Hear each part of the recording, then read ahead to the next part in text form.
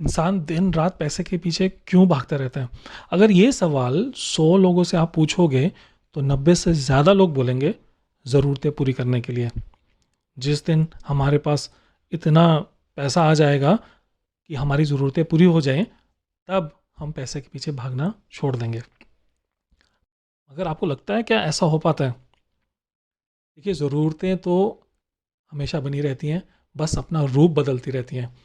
आज आप एक बड़े घर के लिए कमा रहे हैं, कल शायद आप अपने बच्चों के फ्यूचर के लिए कमाएंगे, और शायद उसके बाद अपनी हेल्थ के लिए। तो ज़रूरतें बस एक अपना रूप और रंग चेंज करती हैं, और आप हमेशा पैसे के पीछे भागते रहते हैं।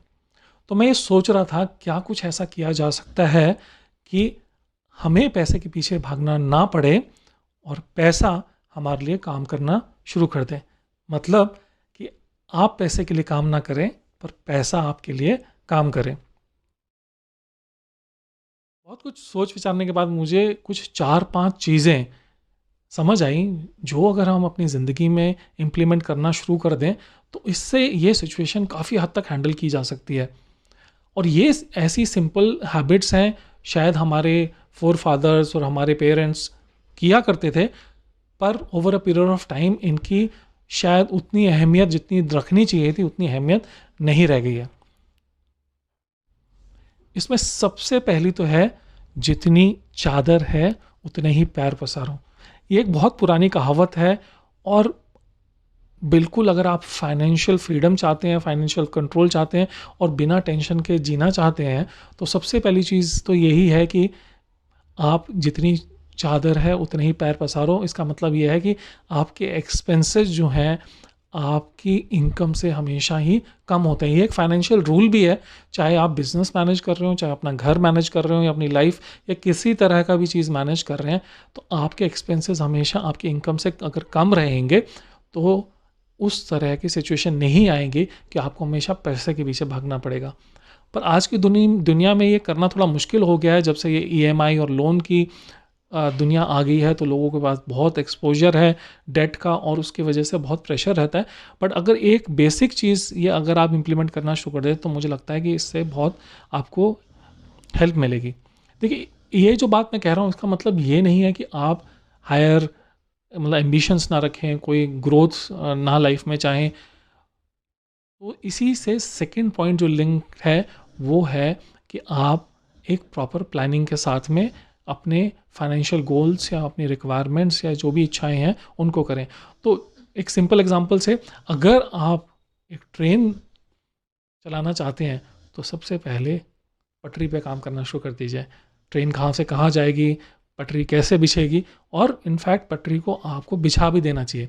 इसका मतलब यह है कि आपने अगर अच्छी तरह से अपनी प्लानिंग कर ली, और आपने एक पार्ट ऑफ उसका जो है प्रोजेक्ट का इम्प्लीमेंट कर दिया, तो इन्वेस्टर्स तो इजीली मिल जाएंगे आपको बाकी का काम करने के लिए। कोई ना कोई आप में उस चीज़ प्रोजेक्ट में इंटरेस्ट लेगा, आपकी कैपेबिलिटी समझ पाएगा और उसमें इन्वेस्ट भी कर देगा। तो इसी तरह अगर प्लेन उड़ाना चाहते हैं, तो हवाई पट्टी पे पहले काम करना शुरू करिए। वो अगर बन गई, तो कोई ना कोई प्लेन में इन्वेस्ट करने वाला तो इंसान आपको मिल ही जाएगा। इसके साथ में जो तीसरी चीज़ आती है, मुझे रहता है कि एक regular investment on an monthly और डेली बेसिस। तो आप बोलेंगे डेली बेसिस की आप क्या बात कर रहे हैं?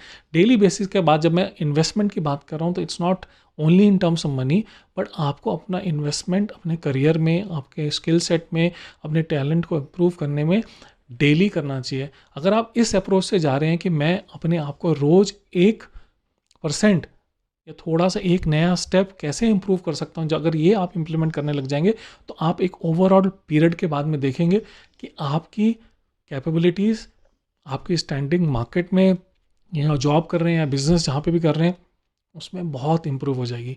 इसका एक सबसे इम्पॉर्टेंट वे है समझने का, इसको बोलते हैं 80-20 rule. 80-20 rule means 20% of the people get 80% of the business and 80% of the business get only 20% of the business।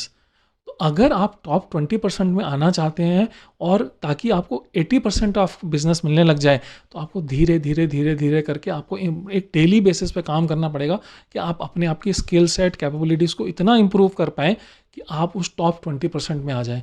और जैसे ही आप टॉप 20% में आएंगे, आपकी अर्निंग जो है, आपकी जो रिस्पॉन्स मिल रहा है या जो आपको उसका रिटर्न मिल रहा है, वो मल्टीपल टाइम्स बढ़ जाएगा, क्योंकि with 80-20 rule 20% of the people are having 80% of the business. इससे नेक्स्ट जो चीज़ हो जाती है वो आता है जो मुझे लगता है बहुत इंपॉर्टेंट है, which is we called the power of compounding. Power of compounding मतलब ये कहती है कि जब भी चीज़ें ग्रो करती हैं, चाहे वो आपका टैलेंट है, चाहे आपकी इनकम है, चाहे आपकी पॉपुलैरिटी है, ये सब चीज़ें जो ग्रो करती हैं एक पावर ऑफ कंपाउंडिंग पे करती हैं।